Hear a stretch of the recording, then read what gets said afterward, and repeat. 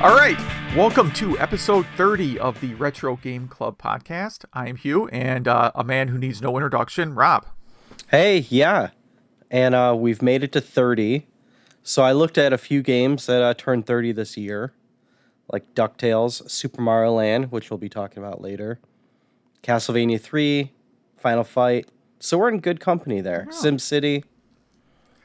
An awful lot of the Sega Genesis launch library, or I suppose all of it.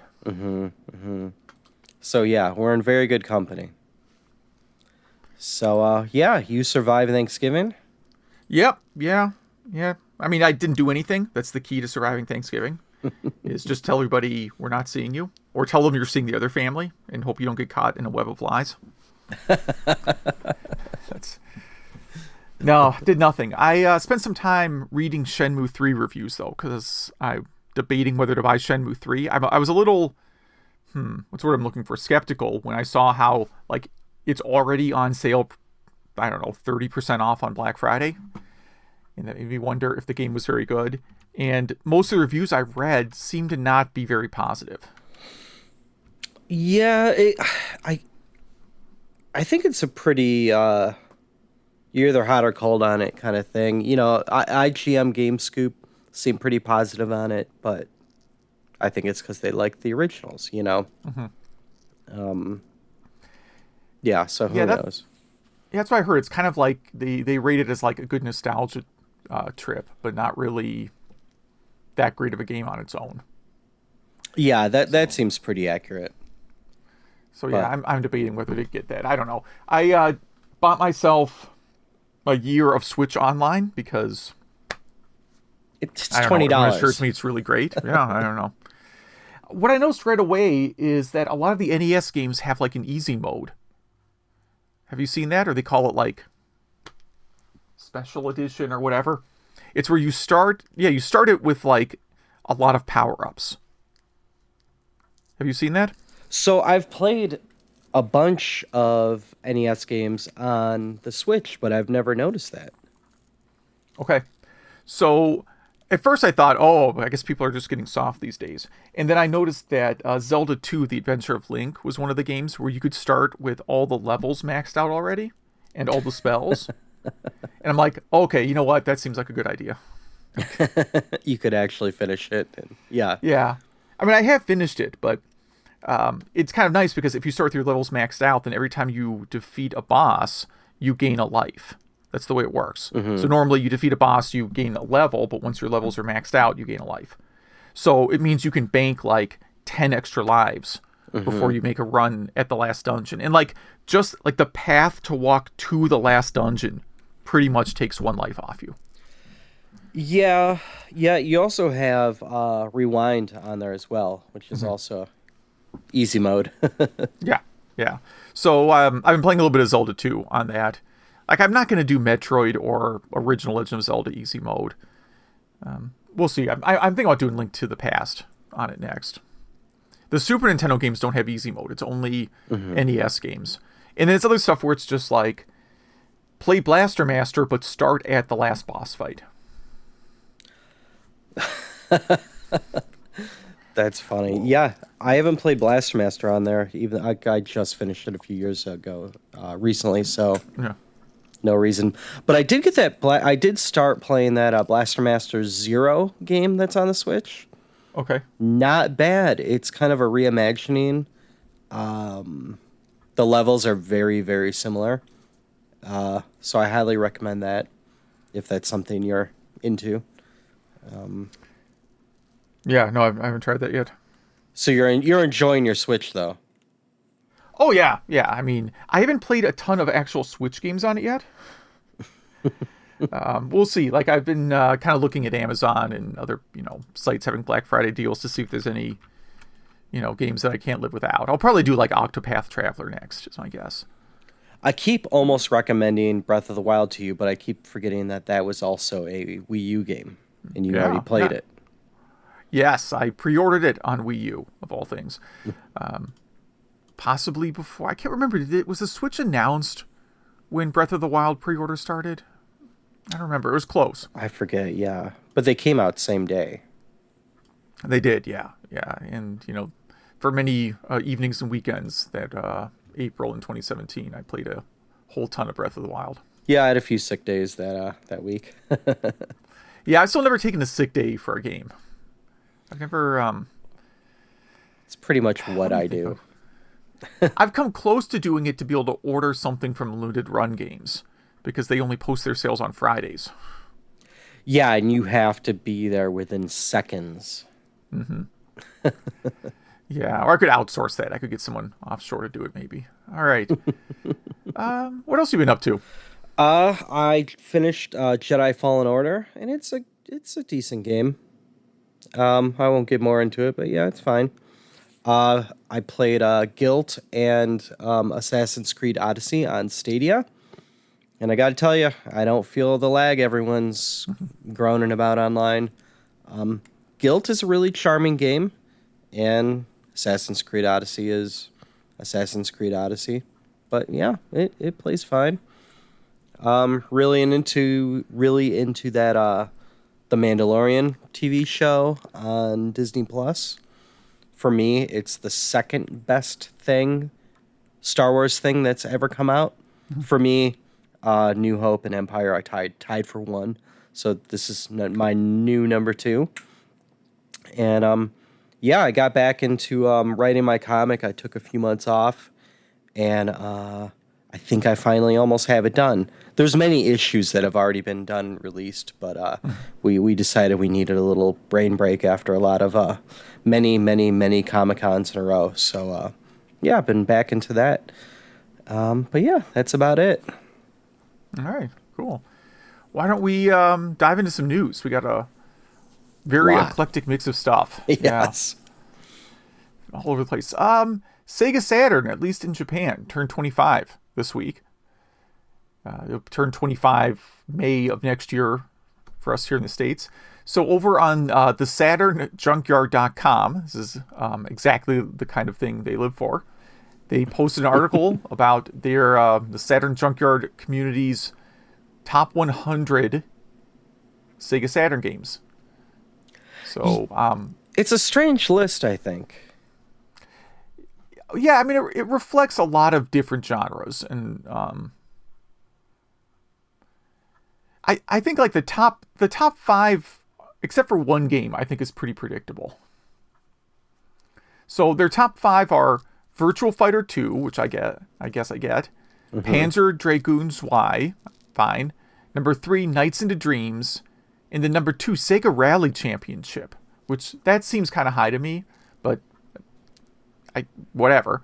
And then number 1, Panzer Dragoon Saga, which I sort of thought was going to end up number 1 because that's a very beloved Saturn game.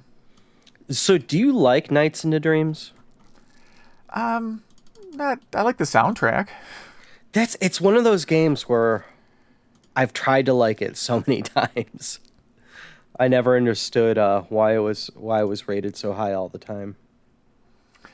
Yeah, I'm not a huge fan. Panzer Dragoon I get. Like it's a game I keep wanting to not like for some reason because I don't typically do rail shooters a lot. Mm-hmm. But every time I play it, it's a lot of fun. So I can't argue with that. I've never played Panzer Dragoon Saga. I suspect many of the people who voted in this didn't either because it's so expensive. That's what I was going to say, yeah. Yeah, it's kind of like the big RPG that we got in America. Like, Saturn has a much deeper RPG catalog in Japan than America. So I think what we got gets rated very highly. Yeah. I thought the fighter games would be a bit higher on this, but... Mm-hmm. Yeah, the Saturn was... I don't know. I liked the 32X, and then the Saturn came out. I didn't need the Saturn yet. PlayStation was on the horizon, Yeah, you made the right call there, right? Yeah, and I got one way late, and I still didn't care. So I'm not dumping on the Saturn or anything. It just really wasn't the system for me, though. Yeah. So let's see. Years later, some can't tell who's on the Street Fighter II Turbo Japanese cartridge. Yes, on the Super Famicom Street Fighter II Turbo cartridge. It's been debated for all these years whether the picture, which is a close-up of just eyes, eyebrows, a little bit of a nose, and a little bit of bangs. Is it Ryu or Chun-Li? Yes. And on the American version, it's obviously Ryu. But finally, the artist replied to some tweet. It's a tweet he replied to that says, "Yeah, it's Chun-Li." So that's it. Yeah. Yeah, So there definitely you go. not Blanca. That's all I know. Yes. Yeah. So I thought that was pretty interesting because I had no idea. I always kind of thought it was Chun-Li. Just because kind of on the side of her, it looks like one of her hair things. Yeah, I don't know what you call it because I'm a guy. It's kind of flipping around, but yeah. Super Mario Land has been ported to the SNES and looks amazing. Sort of. We think. You're skeptical that this is real. I don't know if this is real. He didn't release it. He's anonymous.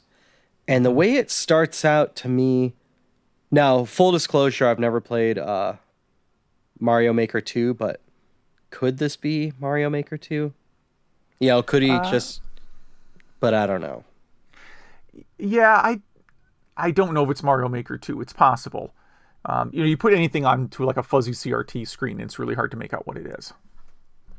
So this is essentially a homebrew developer who claims they ported this, Super Mario Land to a Super Nintendo, but they're not going to release it because they don't want to get sued by Nintendo or whatever. I mean, can't they just go to Starbucks, get online, and like share a torrent, and then it's out there? Yeah, you would think so. That's why it does feel a little bit hoaxy, but who knows? It's cool though. It looks nice. I don't know. Super Mario World, the coding in that is kind of genius, and this seems like it's at that level. He even added a 4-player mode, so I don't know if this is. Yeah, like you said, this could be Mario Maker. It's possible. But, yeah. If we won't, it's one of those things we don't know, So we won't know unless it's ever released, which probably won't be. Yeah. It probably won't be, no.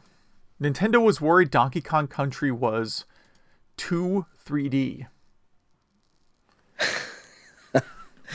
That doesn't even make sense. They thought it would blow people's minds and they wouldn't want to play it. This is an article on Kotaku about an hour-long interview, which I didn't get a chance to listen or watch the whole thing. This is for the 25th anniversary of Donkey Kong Country. Yeah, I still have like a jacket from that launch event. I probably should eBay that one day. So when Donkey Kong Country launched on the Super Nintendo, I was still a lowly video game store employee. Mm-hmm. But they gave us like sort of borderline starter jackets with Donkey Kong Country logos on them. Huh. I think we were supposed to give them to customers. I don't know. But I still have one in my closet. It's a little small, so I don't wear it out in public. Not. I don't care about looking like a giant dork. That's fine. But it's a comfort thing. It's a comfort thing. It's just, I can't really move well in it. Yeah. I never looked at what that goes for on eBay. I always get upset when I find out like I own some item that people are asking for like $500 and I got it for free out of the dumpster, I wouldn't feel bad. So Donkey Kong Country came out at the same time as the Saturn. Mm-hmm. And if I'm remembering right, didn't it outsell the Saturn plus every single Saturn game released, like all put together? It just outsold everything combined. I mean, I would believe that, in the US at least. Sure. Yeah. But this has some cool, the interview has some other cool things, like, the Donkey Kong, what would you call it, model, I guess, was just a big gorilla that had Battletoad's eyes slapped onto it. And the enemies were originally for a different project that failed. So, yeah, there's a link in our show notes and obviously on Kotaku. Yeah, I suggest to all our listeners, if you're a fan of Super Nintendo or Donkey Kong at all, and if you're listening to this podcast, you probably are, grab some snacks and, yeah, watch this hour-long interview. You find your jacket at all? What's funny is like I don't have social media anymore, right? But at some point I must have posted a picture of my jacket, and there's like some Flickr account, some random Flickr account has the photos I posted like some number of years ago and have since taken down. I'm like, oh yeah, I recognize those photos. I took them. Great. I could not find this jacket on eBay though, so. Huh. So that means it's probably worth a lot. Yeah, could be. I'm not selling it. You can bury me in that jacket. All right. Do you want to code Amiga games in assembler? I do. Yes. So this is a link to a tutorial and website called AmigaGameDev.com, which I guess is a new site to teach you about developing Amiga games. Yeah, and he codes this in Notepad++. Is there like formatting or anything for assembler in Notepad++? I don't use Notepad++. I use gedit, which is even lower frills than Notepad++. There's really not much formatting. I mean, like, I guess you have you're to have right. spaces and tabs. You can have spaces or tabs. You don't have to have either. Like, I never really thought like, oh man, having some sort of IDE would make this easier. Yeah, good point. But he does recommend the assembler that we talked about, Vasm. Cool. So that's what they recommend here, and Notepad, Notepad++. Whatever they call it now. Didn't they made some political statement with their product, right? And this guy is the same guy that ported Rygar to the Amiga that we talked about. Okay. All right, so he knows what he's doing. Yeah. Yeah, this is one of those things that I'd like to do, but again, no time for anything else. Hey, are you running out of space? Am I running out of space? Then you could try these retro computer paper models. This is an article from VintageIsTheNewOld.com, and it's about a series of little miniature DIY paper models of like the TRS-80 Model 3 and ZX Spectrum, and they have Amiga and Apple Lisa, so you can have little tiny paper repros. And these look good. They have, it has the mouse and everything, which I don't know what the mouse cable is made of. There's no way. That's paper. But, and the screens have little designs on them that you could swap out. Mm-hmm. Oh, and just in the past week, they posted the Sega Master System papercraft model. So you can make a little miniature paper Master System. It's kind of a neat craft, right? Can you just download these, or are they asking for money? You just download it here from... You just get a PDF. I'm opening the Master System PDF right now. You have to have a functional printer, which is the thing that will stop me from doing these. Oh, yeah. Or I guess you could go down to Kinko's. And then, this is just a little fun craft. That's cool. I'm glad this is not like an Indiegogo thing or something. Yeah, it seems like it would be, right? Yeah, this is cool. This is something where I'm sure, I mean, we're both kind of IT guys. You know, programmers are IT guys in my book, but I'm sure there's a bunch of IT guys here that can download these at work and use their work printer. Yeah. You got to get good stock paper in that, too. Yeah, the ink for this would cost $20. Right. Well, that's why, like, Black Friday, I see all these, like, deals where it's like, some brand name printer for $15, right? And I'm like, oh, yeah, that's cheaper than buying the ink for that printer for sure. Yeah, so, it's a one-time use kind of thing. Yeah. Single-use printer. That's great. So let's stick with the same site, VintageIsTheNewOld.com. They have an article about FujiNet, the Atari 8-bit network adapter. So this is exactly what it says. Network adapter for 8-bit Atari computers. I love this thing. It's so tiny. It's kind of strange. The picture of it is next to it. What's that, an eyedropper? Mm-hmm.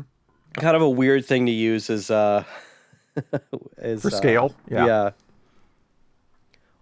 But they even have a link to a BBS that you could go to test out your network adapter. Mm-hmm. I don't have any 8-bit Ataris right now. If I would, I would have to own this thing. Yeah, it's just for, downloading completely legal software, I suppose. Yeah. Which I guess you could get off torrent for much faster. But again, if you're running an 8-bit Atari computer for fun, then this is something you would like to do. Absolutely, yeah. And last article from the same site. This site, for whatever reason, had a flurry of posts this week.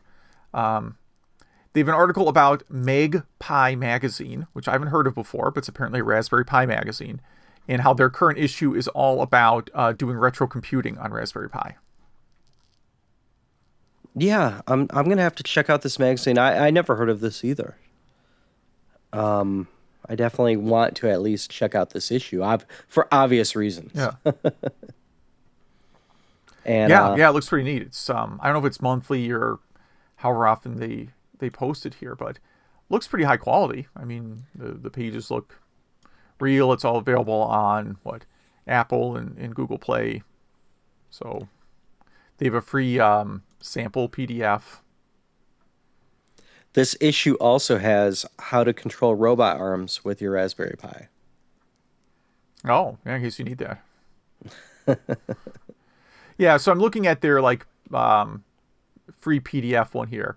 They got an article about doing ZX Spectrum on the Pi, how to make some sort of swirling machine, some astronomy, not astrology. I guess you could do astrology on the Raspberry Pi. It's as accurate as the real thing, I guess. And then ways to upcycle vintage computers. Again, gutting them and putting a Pi inside. Make your own arcade console is in here. And then a list of top 10 most essential accessories for doing retro gaming on Pi. This goes on. Yeah, they got a lot in here. I mean, it pretty much sounds like our podcast. A lot of it, yeah. A lot of stuff. And they got some sample Python programs. Yeah, very cool. Thermal testing Raspberry Pi 4. I saw that, yeah. For some reason, that's the first thing people do with all new Raspberry Pis. Gotta see how hot it gets. Yeah, let's melt that down. There's a new ROM hack, Teenage Mutant Ninja Turtles of Rage. So this is a Streets of Rage 2 ROM hack that is stylized now as Teenage Mutant Ninja Turtles. I think they replaced everything. Cutscenes, bosses, sprites. It's a total conversion of the game. Yeah, so they don't do a good job of explaining exactly what this is. Or am I just dense? Yeah, probably being a little bit dense. I mean, the problem is it's not completely new. It's like a ROM hack they started a while ago and now have finished and added more, more enhancements to. But it's a total conversion of Streets of Rage 2 into a Teenage Mutant Ninja Turtles game. Wow. Yeah. So all the turtles look different. It's just a good, because really the engine of Streets of Rage 2 is really, really good. It's definitely my favorite in the series. So converting that to to play some other game, some other different IP seems like a good use of it. Yeah, absolutely. Yeah, and the sprites look really good. Does it say anything about the music? Is the music different? Oh, I don't know. I kind of hope they don't change the music. That's exactly what I'm saying. Some of the music has changed. Huh. Yeah. So I like that. Atari Vault Collection got updated to 150 games. So I don't have the Atari Vault collection because I have piles of Atari collections on various forms of physical you don't need media. any more. Well, Do not. This is an add-on pack for your Atari Vault if you have it on Steam or whatever. And yeah, for $5 you get 50 games. You get arcade games, 14 arcade games, 16 5200 games, 12 Atari 2600 games, and then 8 prototype and homebrew games. Yeah, the 12 Atari games are the M Network games. So they're the Intellivision conversions. That's what that is. Huh. Yeah. In 5200, there's not a lot of commercial collections that have a lot of 5200 games. There's a few that have 1 or 2 games, but not, not a lot that have this many. Yeah, and the 5200 was great for ports other than its controller. Which wouldn't be a problem here. Exactly, yeah. That's why this is great. So, I mean, $5 for 50 games. Now, it's probably a 10 gig download. Yes, at least. Because that's the world we live in. You know, your Comcast data cap may get close with that. Upcoming Mr. Cores, the Sega CD, the PlayStation, the Jaguar, Cave Arcade, and the CPS-1 and more. So if you listen to this podcast, we've talked about the Mister before. It's an FPGA, so you're not emulating kind of system that they try to get every game perfect. So it's not like they're just doing, I'll edit that part. So so they've just added a few cores, and I don't have a Mister yet. I'm waiting a little bit. It's one of those things I would buy and it would sit in a box for a while anyway, because I'm just too busy, so why get one now? But I think the Retronauts podcast just released an episode about Mister. Interesting. I want to say in the last couple of days. Doesn't seem like something they'd cover, so that's pretty cool. Yeah, they usually don't get real deep technical topics, but they get good interviews though, so makes sense. Yeah, and then a few like arcade specific cores. It's kind of neat, like the CPS. Oh, you mean like Rygar and they got Aliens, Black Tiger, Breakout, and like you mentioned, Rygar and Sidearms. Yeah, all those. Yeah, just really, really neat stuff. And the Mister finally released a memory upgrade pack, so you can actually play some of the later Neo Geo games. Some of them, there just wasn't enough memory for it. So I kind of think that's funny. Yeah. What do we got next here? Oh, what else? Oh, yeah, I posted a couple holiday features out on my my little site. So if you're interested, I will have links in the show notes. I have the Electronics Boutique 1988 Christmas catalog just added. So it's a weird Christmas catalog because it's 1988, but there are no NES games. Yeah, there's a ton of C64 and some Amiga. And one interesting thing is, let me zoom in here. If there's more than one platform for a game, like Amiga, C64, or an IBM, they all have different prices. Yeah. Which is, I don't know why I think that's strange. Yeah, so like Double Dragon on Amiga and IBM, $29.99, but for C64 128, $24.99. I guess because they think the Amiga and IBM version is $5 better. Yeah. Yeah. And for California games, if you want Apple or IBM, it's $39.99. Or if you want IBM, which is probably means 5 1/4 inch, or C64, it's also $39.99. Listed totally differently. Yes. It's for no reason. Now, if you want a 2400 baud external modem, it's $179. Ooh. Yikes. So, yep, good times. Box of 3.5-inch double density, not high density, double density discs. $21.99. That's insane. But I remember those times. Contra for IBM and C64. Yeah, that one threw me off too. I guess I sort of assumed it was never... I don't ever remember being a computer game, but if you told me Contra was on a computer, I would have said, oh, it must be MSX. Yeah, exactly, yes. Yeah, no recollection at all of that being a computer game. And then they have, I can't find it right now, the Sierra Online part with like Leisure Suit Larry and King's Quest 4. Yeah, there's some Leisure Suit Larry in here. It's on the page. We'll see. Leisure Suit Larry Part 2 is here. It's $37.49. It's on the same page with Manhunter New York and King's Quest 4 for $37.49 also. King's Quest 4 might be my favorite King's Quest. Okay. That's for a different episode, though. But Adult Poker and Chessmaster 2100 apparently need to be listed right next to each other. Yeah. Why not? Yeah. So, yeah, it was kind of fun to scan this. I was, when I found it, I was really hoping for NES games, but Electronics Boutique did not really become a video game store for another year or two still. Still heavily software store.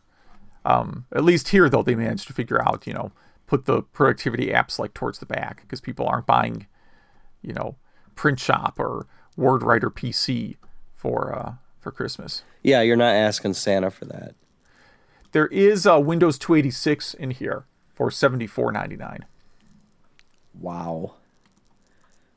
Oh, was that new in '88? Yeah, it was new. And wow, yeah. And with that, you could run Microsoft Quick C for $74.99. And you could navigate that copy of Windows 286 with the IBM mouse. Actually, this is the Microsoft mouse for $129.99. Oh. There's a lot of joysticks on here, too. So, some pretty nice stuff. Yeah, the only NES product in the entire catalog is a NES joystick on here. Where is it? I see the TAC one. It's on the page with the modem in the quick shot. Okay. Wow, yeah, this really brings me back. This is like my heyday here. And what's this Hyper Catalog 4? So Hyper Catalog 4 is a part of a series of sampler discs for the PC Engine CD, released only in Japan, of course. And this one is Christmas themed, so I decided to post it on Black Friday. And it's just a sampler with a bunch of demos. Some of the demos are good, others are like whatever. Like you can do, like it has a stage of Godzilla, which is a one-on-one fighting game. Kind of a weak fighting game for the time it came out, right? So, this is Street Fighter 2 and Mortal Kombat are already out by the time this CD was released. But then it has like a stage of Super Darius 2, sorry. A sort of semi-interactive demo of an RPG called Soul Munarge. It's a weird saying. That's a weird one. Yeah. And then a stage from Bomberman 94. Playable stage of Faceball, which I was shocked how good that turned out on the TurboGrafx. I didn't think it could pull off Faceball on there, but it is actually really good. And then kind of like an Eternal Champions style game called Flash Hiders, another fighter. And then, as far as I can tell, a full version of Military Madness is on there. Wow, yeah.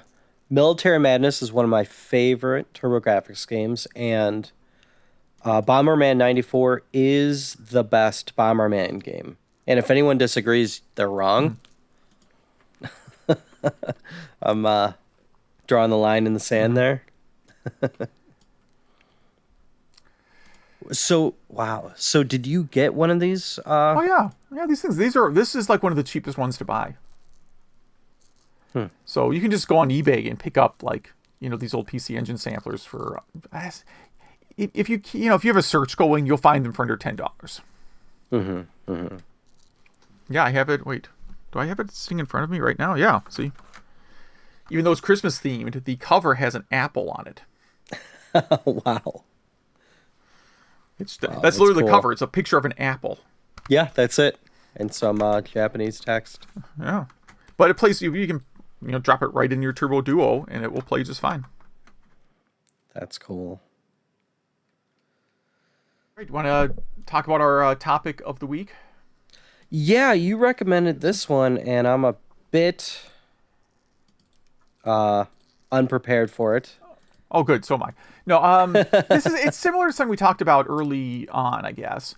But this is about, this was published last week of October. It's about the Game Boy interface. Mm-hmm. And this is like an accessory. It's an alternative to the Game Boy Player startup disc, right? So you still need to have a Game Boy Player hardware. You still have to have like the Game Boy Player. But this is like an alternative thing that you boot off that basically lets you do things like dump Game Boy Advance games, use a Game Boy Advance as a controller. I don't know why you would want to do that on the GameCube, but you can. Mm-hmm. And has tools to do tool-assisted speedruns. So, yeah, it's like a sort of like all-in-one, like, Game Boy Advance, GameCube hacking thing. So it's weird because I think you also like, you have to have an action replay also, because the action replay like overrides the default boot program on the GameCube. So then you can use that to load this custom software. And then you can stick in, a CD with like every Game Boy Advance game and play it off the Game Boy Player, or you can dump your own. That is incredible. So, and this also supports Rumble somehow. Yeah, I would turn that off immediately, but yes, it supports it. And then, it helps with like recording, and then it's used. I assume a lot of it is for, like, this is just sort of hardcore hobbyists. Like, if you're going to do Game Boy speed runs, you're probably just going to use a real emulator. But if for some reason you're doing a Game Boy speed run and it's a category where you want to do it on real hardware and the Game Boy players accept it as real hardware, this might be a better option than getting a Game Boy EverDrive. Partially because, again, it has tools to help with speedrun recording. So do you have a Game Boy player? I do, yes. And I have a knockoff Game Boy Player as well. So I have the actual one that screws in at the bottom of the GameCube. And it is great. It's a really good way to play Game Boy games. I really like the Zelda games are a lot of fun on that. And then I have like the Pro Action Replay one that doesn't really screw into the bottom. It's a really weird gizmo. I should dig it up. But they use some other approach to run Game Boy games off the system. That does not work nearly as well as the Nintendo one, you might imagine. Yeah. Huh. I wonder if these people would ever do anything for the Wide Boy 64. This also supports something called SD Gecko, which is a GameCube SD card adapter. So you can, I guess, if you're going to be able to dump games, you have to have something to dump them to, right? Yeah, that's what I was going to ask. Yeah. Wow. So did you get a chance to try this on your? No, it's just way too many steps for me. Yeah. I actually own everything required to do it, though. I have the Game Boy Player, I have Pro Action Replay, all that stuff. I would need to be able to burn the CD, though, right? Yeah, so I'd have to get some miniature CDs and then burn them. Because remember, the GameCube doesn't use standard CDs. Oh, wow. I wonder if you could even find those anymore. I had some. I used to have a few of them, and I don't remember why. It might have been like one year we thought we would send out our Christmas cards on CD or something. This is obviously in like the early years before better ways to do this. It was some reason I thought I was going to. Maybe I thought I was going to put my portfolio on one of these discs and use it to apply for jobs. I don't remember why I had them. Honestly, don't remember why I had them. On Amazon, you could buy a 5-pack of mini DVD-Rs for $5.99. Okay. So that's not too bad. What are they called? Mini DVD-R? Yep. Oh no, sorry, it's just one. One of them for $5.99. Yeah, it seems like something where I would go on eBay and find somebody selling like 1,000 of them. Yeah. Well, here you go. You can get a 12-pack for $12.99 of Maxell branded. Yeah, and then some loose ones for like $9. That's nuts. Oh, here you go. 5-pack for $3.99. Two 10-packs for $22.99. I'm just waiting for one where it's like, yeah, I found this warehouse of these. Yeah, Memorex 10-pack for $6. So yeah, these are all over the place. Oh wait, no, that's just DVD-R. Sorry. Yeah, you have to be careful because some of the results, they mix it up. What a strange medium. It's Nintendo. When do they ever do anything standard? I mean, they did for like 2 consoles, and now they're back to like they could easily distribute their games on SD card, but instead they invented a new cartridge format. Sony's the worst with that. They could have just kept mini disc going forever. Just update it. Yeah.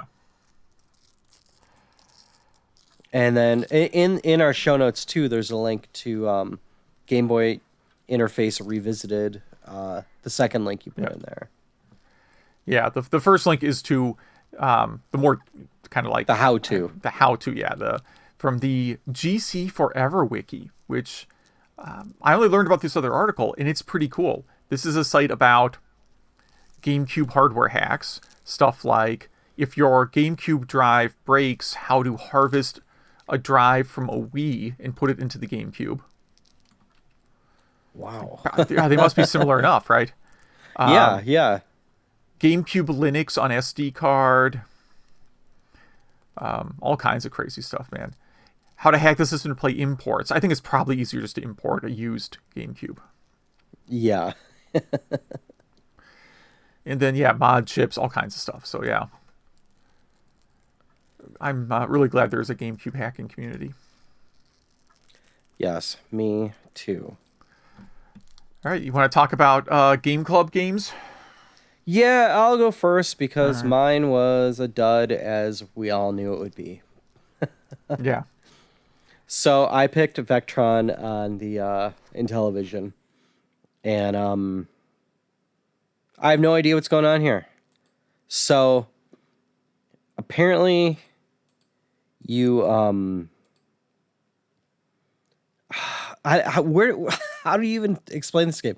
So you keep trying to keep sets of 4 circle blocks from being destroyed by enemies by shooting right or left.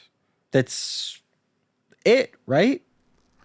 And the sound is actually pretty good in this game. I'm really doing our listeners an injustice with there's a lot of descriptions. Yes, there's a lot of presentation around Vectron that's kind of nice. What you're actually doing in the game is completely unintelligible to me. Like the game, I think, came with some ridiculously large manual, but the end of it is like there's a box that you can control, and then if you shoot the box, you have like this little shooty thing at the top of the screen that you aim with. That looks like a V. Maybe that's why it's called Vectron. Yeah, why not? And you shoot the box, and then the box gets filled with 4, we'll call them squares. They're not really squares. They're more like triangles. Who cares? And you have to fill some portion of the screen with these, but then there's random enemies that come and, disrupt your cubes, I guess. So then you have to go back and shoot them again. And it's I don't know. It's all watched about like getting a into speed the run pattern, of it. getting into the groove. Yeah, I had to watch like a speed run to figure out what's going on. And then there's other things flying on the screen, and like I guess you shoot them, and different things might happen, and I don't know. So, apparently, this is a lot of people's favorite game for the Intellivision. I did a lot of reading this week on it. I don't know why it's their favorite game, but maybe it's the same thing like people saying, Earthbound's their favorite SNES game. Really? Like, was it? Yeah, there are some people who really seem to like this game, and a lot of people who really don't like it also. I mean, it's not a bad looking game. The sound is pretty cool on it.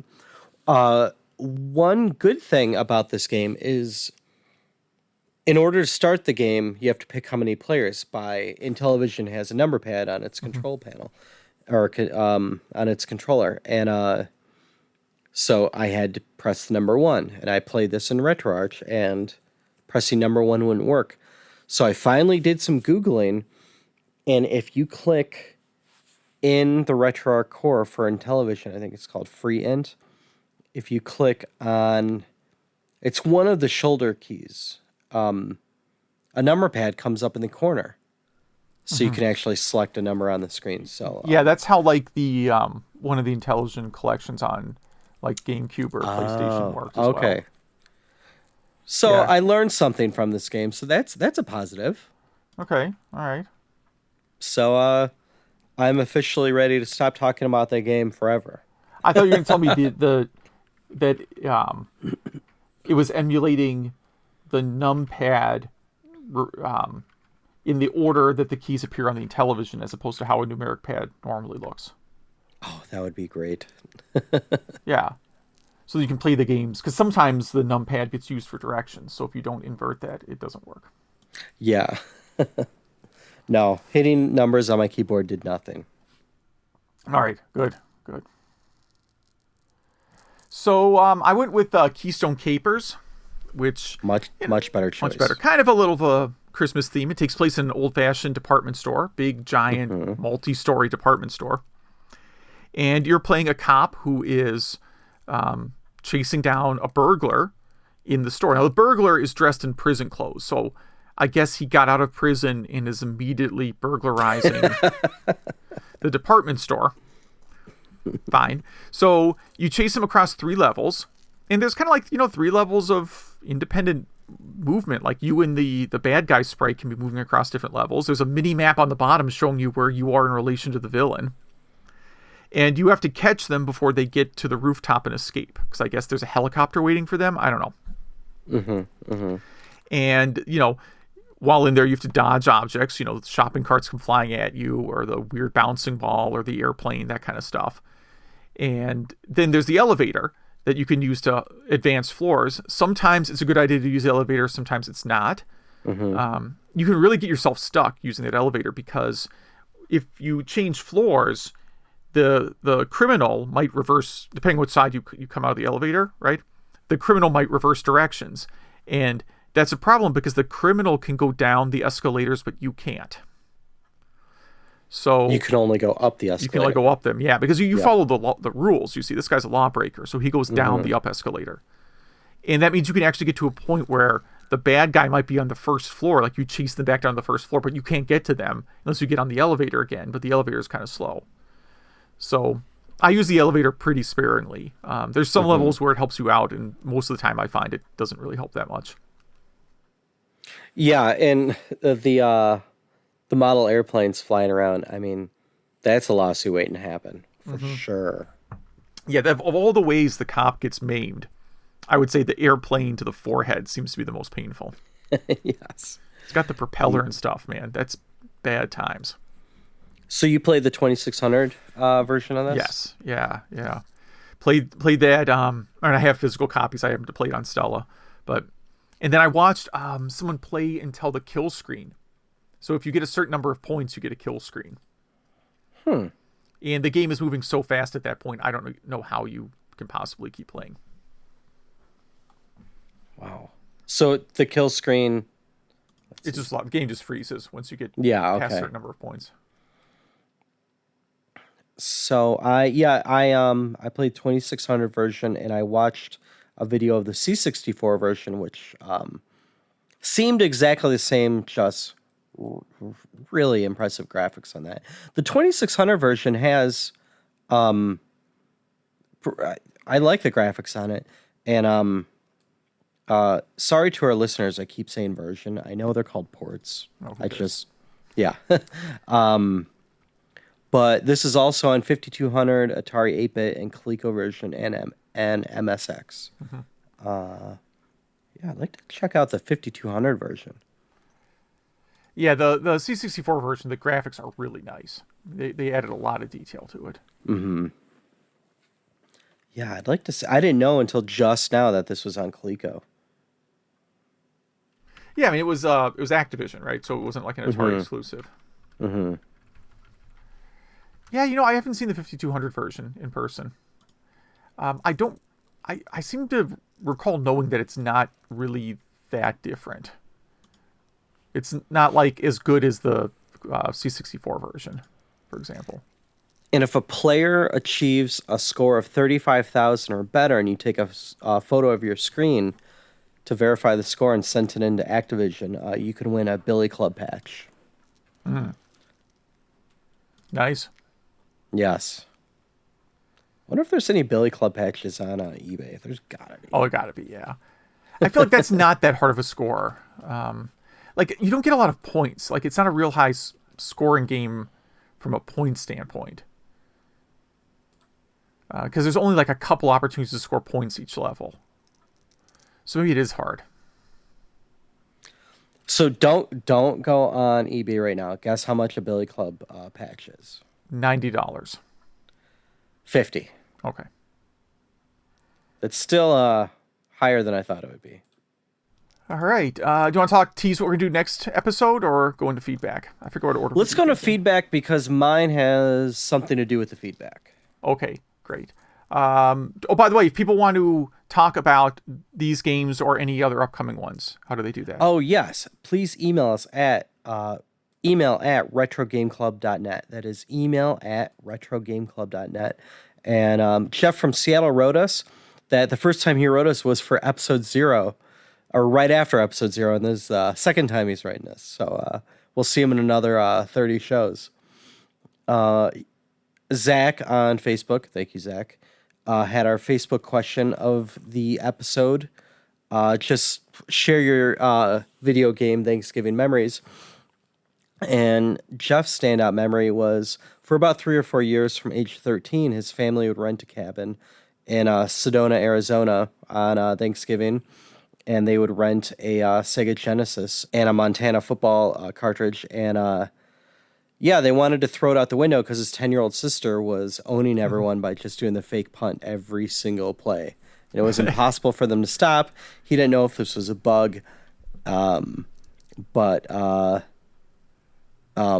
They did that for 3 or 4 years, and they also did some Toe Jam and Earl as well. Yeah, thank you so much for the email. Yeah, that sounds like a great way to spend Thanksgiving. Seems like the good thing for Thanksgiving is just get out. Yeah. And I was speaking about my comic book earlier. The last issue I wrote ends in Sedona, so it was weird to read that right after I wrote that. I just wanted to comment. My favorite part about Joe Montana football is that yes, you can run fake punt on first down. Yes. You can run punt block defense as defense on any down as well. Doesn't matter. Same with on TurboGrafx TV Sports Football. Yeah. Same. In fact, I usually play the punt block in defense. It seemed to be the best.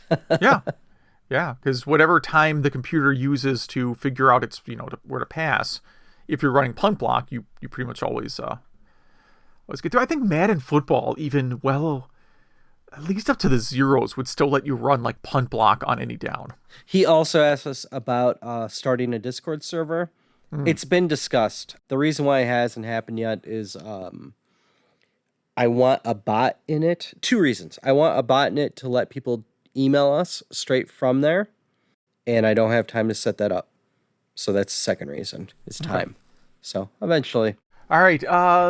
Majors replies to a few few topics. He's actually curious to hear your Star Wars rants. I'm not. No offense. No offense taken. It's why I edit them out. We did. My wife and I did. My wife is a Star Wars fan. We did finally get around to watching the new edit of Star Wars Part 4, or as we call it, Star Wars. Yes. And it wasn't so much like the new scene that was bad. Like, it was bad, don't get me wrong. But I forgot how bad some of the other late editions were. You know, like... the special edition stuff? Oh, jeez. Yeah, the Jabba the Hutt scene. It's just awful. Yeah. And the new effects when Obi-Wan confronts the Sand People. If you don't know what I'm talking about, you have to play it. No, because I have the silver screen edition, and that's the one I watch. So I go out of my way not to watch a special edition. Yeah, those editions are the things they added are bad, very, very bad. Yes. Famicom Dead Zone translation. Chronotendo does a video series on Famicom games and uses the term Portopia for the style of menu-driven games similar to Shadowgate, right? Because it's based on Portopia Mystery Detective. Wait, did I get that right? Maybe it's Portopia Detective Mystery. It's an early Yuji Horii game that uses that menu style system that, we all know and love in other interactive fiction games. Virtual Boy emulation. He was kind of surprised that the 3DS was not used to by Nintendo for 3DS emulation. I'm not surprised by that. But I think everyone agrees. It's because they pretend like it doesn't exist, right? Yeah. Yeah. You also really enjoyed the David Craddock interview, and it's definitely nice genre to cover compared to the generic history of video games that books usually cover. Yeah. I had a good one. I made a comment about White Castle that he thought was funny. I wonder what that was now. It was about it either stopping or... Yeah. He was using White Castle for medical purposes, right? Okay. Yeah. Well, I'm trying to keep it clean here. He mentions he was out of town last weekend to visit some gaming friends, and it was hosted by a guy that goes by White Castle on the forums, not but because of his love for the burger restaurant, but because he happened to be wearing a White Castle toboggan when he met his new friends, and hence the nickname stuck. How do you wear a toboggan? I don't know. You're wearing a White Castle toboggan. Is that a typo? Oh, whatever. Calibre on the 32X. So he really enjoyed the 32X, the theme and colors of Calibre, and it was like a bird version of Echo the Dolphin, which is, I think, a fair assessment. We mentioned Solomon's Key, and Majors is also a big fan of that game. Bought it for the NES back based on a review that he read in the day. Never beat it, but got to level 42 or 43. Because it gets really challenging, because if you lose on any level past 40, it takes you back one more level when you continue. Oh, wow. Wow. And there are apparently also PC Engine and Sega Mark III ports. I have not tried those. Yeah, that might be a good topic of the week. Yeah. How people's perception of failed consoles changes over time. He mentions being a TurboGrafx fan. He's used to being in the underdog camp there. And he has seen some recent interest in 3DO and Virtual Boy from fellow game enthusiasts. But he always felt it was more like they liked the idea of the system. He felt that it was more like they've already, learned a lot about other systems and now are digging deep into other systems, which is true. And he compares it to the time he bought a Super Cassette Vision and Tommy Tutor. Yeah. I have probably never... I've seen a Super Cassette Vision, but not a Tommy Tutor. At least not a functioning one. As for some previous Game Club games, Super Mario World. Again, being a TurboGrafx fan, missed out on it originally, but going back to look at it now, thinks it looks pretty nice for a Mario game and was a pretty perfect choice for an add-in game for the console. and Arch Rivals. He forgot that it was on Midway Arcade Origins for the 360, so thanks for reminding that.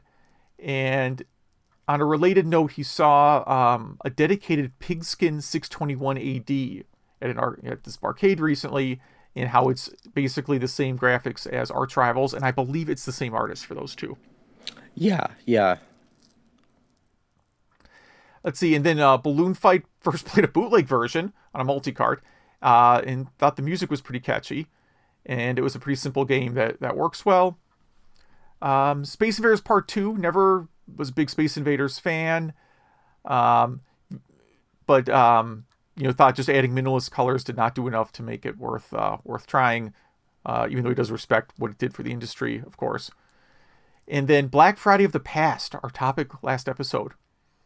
He worked retail during the 90s, and the biggest must-have product he recalled was the Razor scooter. Okay, so that seems like later, what's that, 96, 97 maybe? That seems about right, yeah. He said he worked at KB part-time during the holiday rush, doing split shifts between a game and bookstore in the same mall. Yeah. I remember KB having a Black Friday special on the Razor, but it was a year or two after the massive hype, so it was a little late. But we had them for cheap, maybe because they were old stock. I guess some kids finally got a scooter, but it might not have been as cool as it was. You're no longer the cool kid. Yeah, I remember thinking, why are these so cool? I didn't think they were cool. I wondered why other people did. But hey, there's fads. But my mom used to work at KB Toys when I was,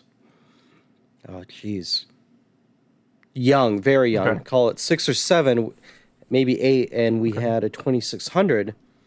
And this was when 2600 games were like $5-10, Okay. Yeah, so we'd use the discount to really get a discount, and also we had the later, like, I think they're called like the Darth Vader version of the 2600, the little junior. Black one.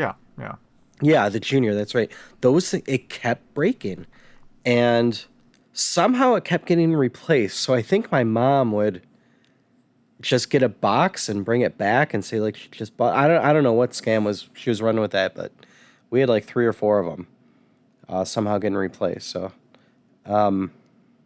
yeah. Zach writes us. His Thanksgiving memory was going to his cousin's house every year, where they would watch Raiders of the Lost Ark and play Nintendo until his parents were ready to leave, and that's where he discovered Ninja Gaiden and eventually beat it one year. That's pretty impressive, and sounds like a pretty good Thanksgiving. I'm gonna let you finish, but on this easy mode NES thing, they also have Start Ninja Gaiden at the fight against the last boss. That's the weirdest thing.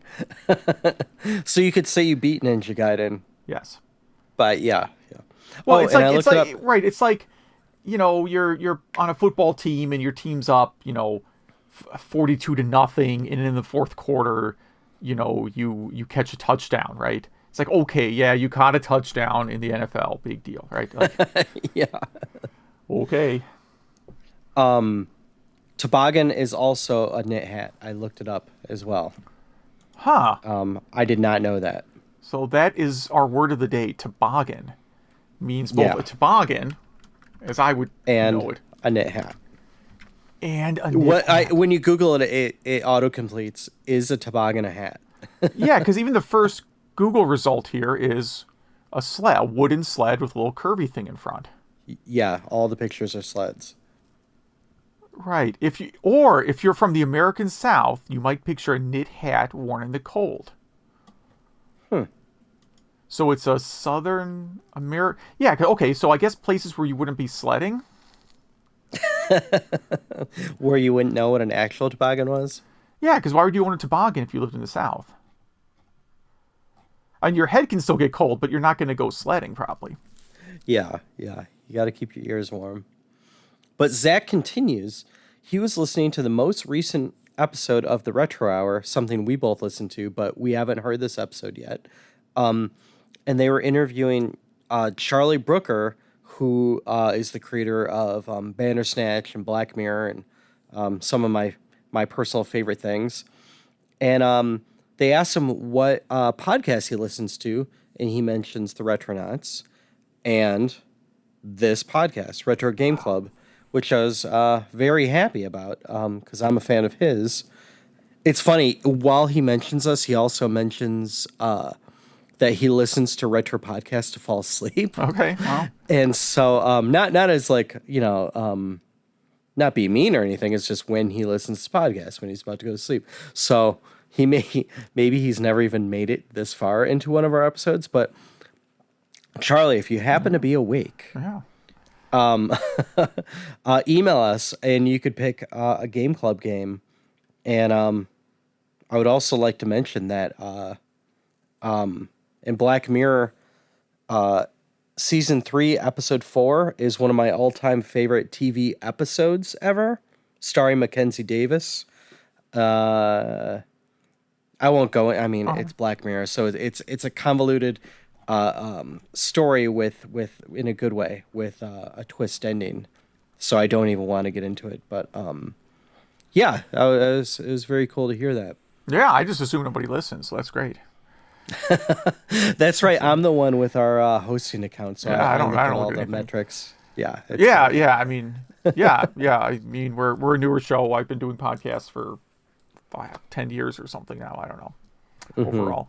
But yeah, that's great. Awesome. I welcome any listener, especially yeah. That's cool. I'm a fan of his work. New Game Club games? Yeah. Why don't you go first? So yeah, since Bandersnatch is kind of about Imagine software, I wanted to pick an Imagine game. And I was looking through the list, and I didn't realize that Yi Are Kung Fu was developed by Imagine under the Ocean label. We always do this. We start talking about the game before the next episode, so I'll just stop there. But I really like this game a lot. It was a game I was saving for when we had thousands and thousands of listeners and we're super famous. Okay. So seems like a good time. Sure. So this one's for Charlie. Yeah, one of my favorite overclocked remix songs is a YR Kung Fu remix. Really? Yeah, it was an early one. You have to send me a link to that. Yeah, it was one of their... Well, they might only have one remix from YR Kung Fu, but it was when the site was pretty new. So this is probably an almost 20-year-old song. So I think in honor of the Saturn 25th birthday and the new Tesla car, I'm going to do Daytona, USA. I can't wait to check this out. I mean, it's been years and years and years. Yeah, so it's still one of my favorite racing games. So you say the Tesla car. So thoughts on, you're talking about the Cybertruck? Yeah, the thing that looks like a Saturn game. Exactly. Yes. Thank you. That's awesome.